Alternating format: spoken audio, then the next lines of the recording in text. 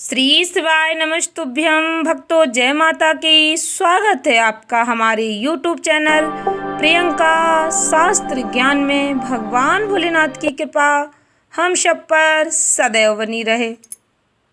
अथ श्री बृहस्पतिवार व्रत कथा। भारतवर्ष में एक प्रतापी और दानी राजा राज्य करता था, जो नित्य गरीबों और ब्राह्मणों की सहायता करता था। यह बात उसकी रानी को अच्छी नहीं लगती थी। वह ना ही गरीबों को दान देती, ना ही भगवान का पूजन करती, और राजा को भी दान देने से मना किया करती थी। एक दिन राजा शिकार खेलने वन को गए हुए थे, तो रानी महल में अकेली थी। उसी समय बृहस्पति साधु वेश में राजा के महल में भिक्षा के लिए गए और भिक्षा मांगी। रानी ने भिक्षा देने से इनकार किया और कहा, हे साधु महाराज, मैं तो दान पुण्य से तंग आ गई हूँ। मेरा पति सारा धन लुटाते रहते। मेरी इच्छा है कि हमारा धन नष्ट हो जाए, फिर ना रहेगा बांस, ना बजेगी बांसुरी। साधु ने कहा, देवी तुम तो बड़ी विचित्र हो। धन संतान तो सभी चाहते, पुत्र और लक्ष्मी तो पापी के घर भी होने चाहिए। यदि तुम्हारे पास अधिक धन है तो भूखों को भोजन दो, प्यासों के लिए प्याऊ बनवाओ, मुसाफिरों के लिए धर्मशालाएं खुलवाओ। जो निर्धन अपनी कुंवारी कन्याओं का विवाह नहीं कर सकते, उनका विवाह करा दो। ऐसे और कई काम है जिनके करने से तुम्हारा यश लोक परलोक में फैलेगा। परंतु रानी पर उपदेश का कोई प्रभाव न पड़ा। वह बोली, महाराज आप मुझे कुछ न समझाएं, मैं ऐसा धन नहीं चाहती जो हर जगह बांटती फिरूं। साधु ने उत्तर दिया, थी तुम्हारी ऐसी इच्छा तो तथास्तु। तुम ऐसा करना कि बृहस्पतिवार को घर लीप कर पीली मिट्टी से अपना सिर धोकर स्नान करना, बट्टी चढ़ाकर कपड़े धोना। ऐसा करने से आपका सारा धन नष्ट हो जाएगा। इतना कहकर वह साधु महाराज वहां से अलोप हो गए। साधु के अनुसार कई बातों को पूरा करते रानी को केवल 3 बृहस्पतिवार ही बीते थे कि उसकी समस्त धन संपत्ति नष्ट हो गई। भोजन के लिए राजा का परिवार तरसने लगा।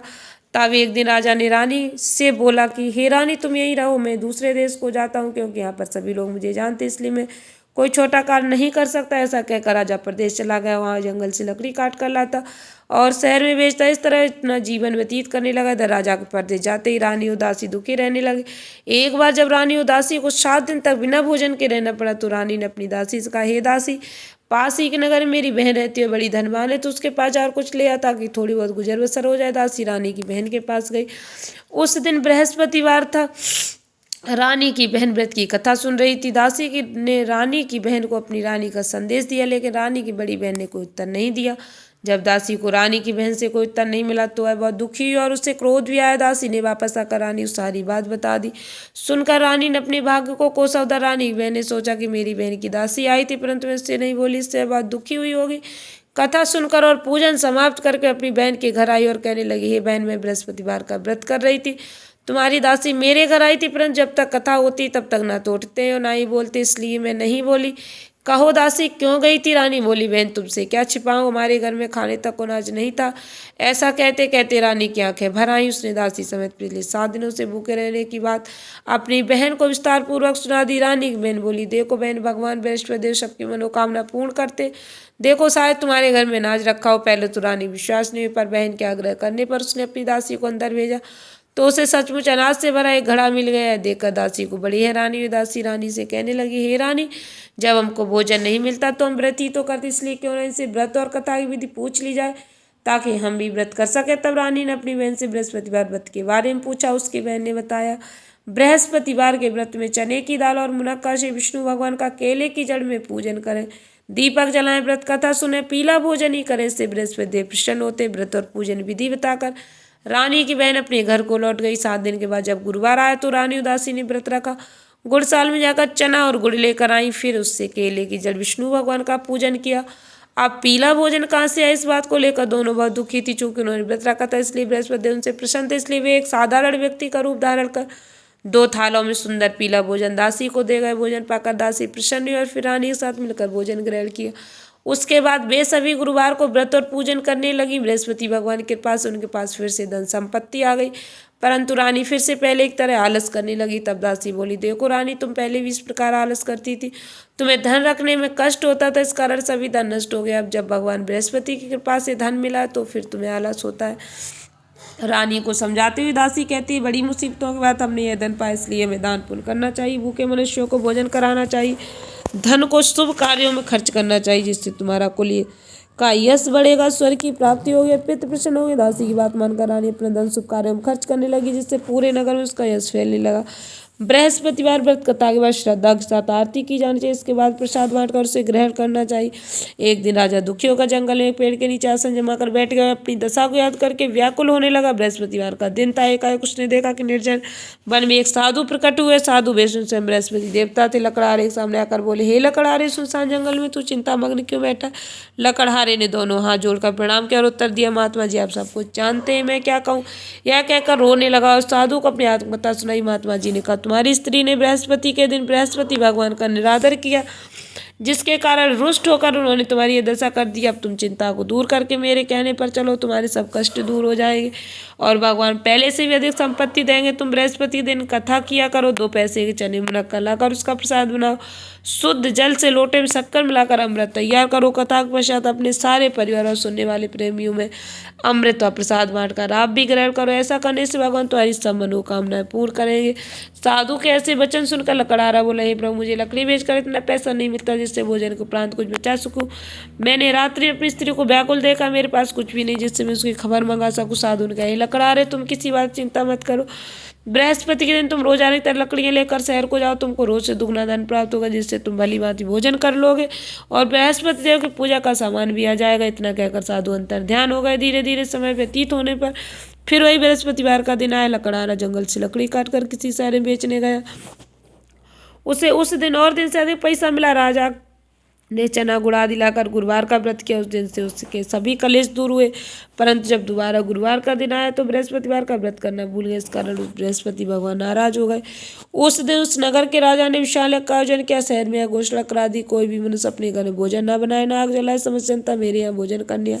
इस आज्ञा को जो न मानेगा उसे फांसी की सजा दी जाएगी।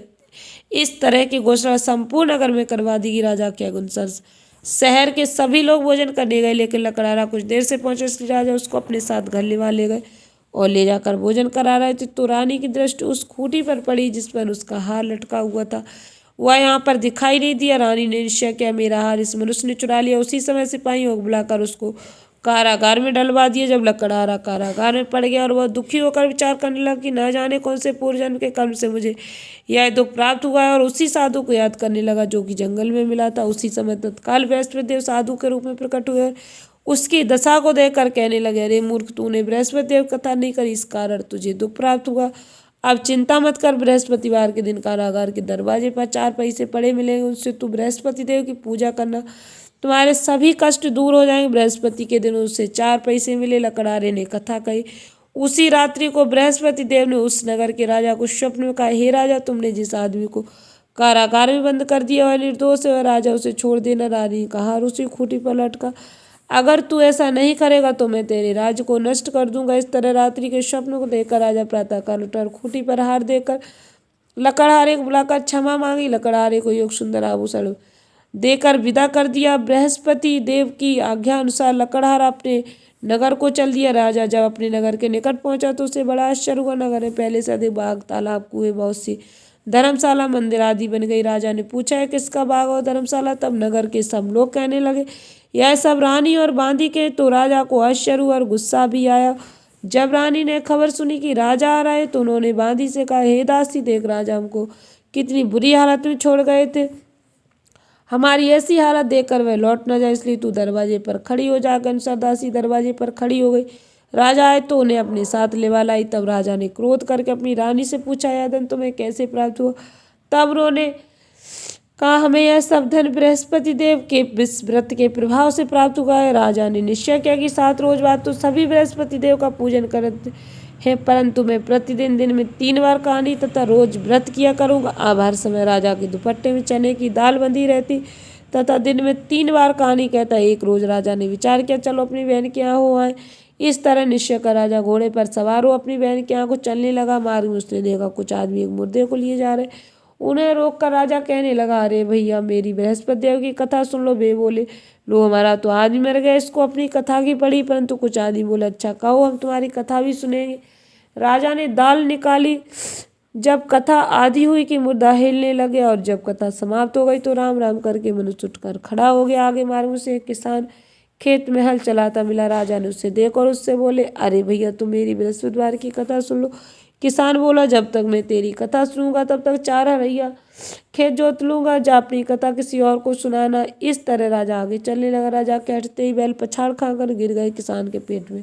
बड़ी जोर का दर्द होने लगा। उस समय उसकी माँ रोटी लेकर आई। उसने जब यह देखा तो अपने पुत्र से सवाल पूछा और बेटे ने सभी हाल कह दिया। तो बुढ़िया दौड़ी दौड़ी उस घुड़सवार के पास गई और उससे बोली कि मैं तेरी कथा सुनूंगी, तो अपनी कथा मेरे खेत पर चलकर ही कहना। राजा ने बुढ़िया खेत पर जाकर कथा कही, जिसके सुनते हुए बैल उठकर खड़े हुए तथा किसान के पेट का दर्द भी बंद हो गया। राजा अपनी बहन के घर पहुंचा।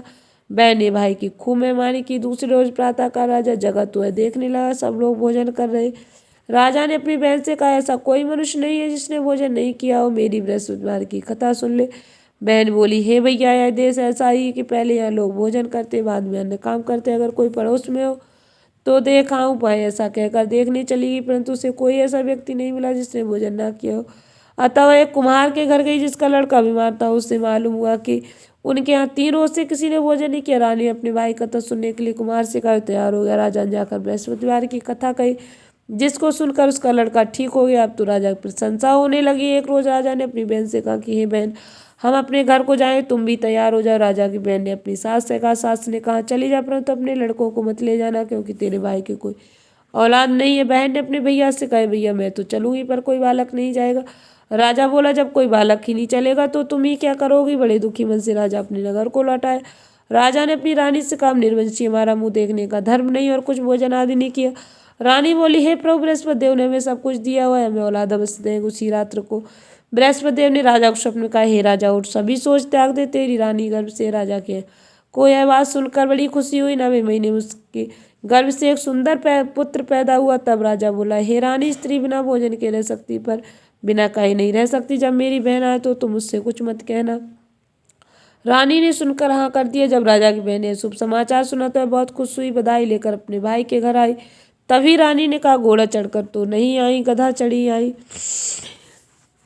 इस प्रकार उस बहन ने कहा, भाभी, मैं इस प्रकार ना कहती तो तुम्हें औलाद कैसे मिलती। बृहस्पति देव ऐसे ही जैसी जिसके मन में कामनाएं सभी को पूर्ण करते, जो सद्भावना पूर्वक बृहस्पतिवार का व्रत करता एवं कथा पढ़ता है, दूसरों को सुनाता है, सुनता है, बृहस्पति देव उसकी सभी मनोकामना पूर्ण करते हैं।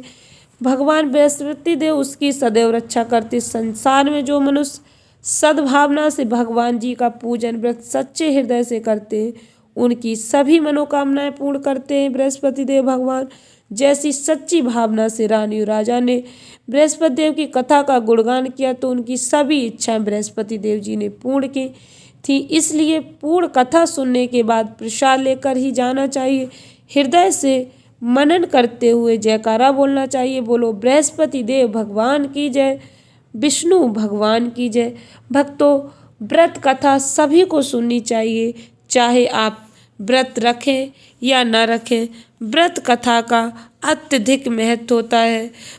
बृहस्पति देव की व्रत कथा सुनने से आपके जीवन में आ रही समस्याएं समाप्त हो जाएंगी, आर्थिक संकट दूर हो जाएगा, कार्य में रुकावट आ रही वह कार्य सफल हो जाएगा। आशा करती हूँ वीडियो अच्छी लगी होगी, उपयोगी लगी हो तो वीडियो को लाइक शेयर अवश्य करें। धन्यवाद भक्तों। श्री शिवाय नमस्तुभ्यम।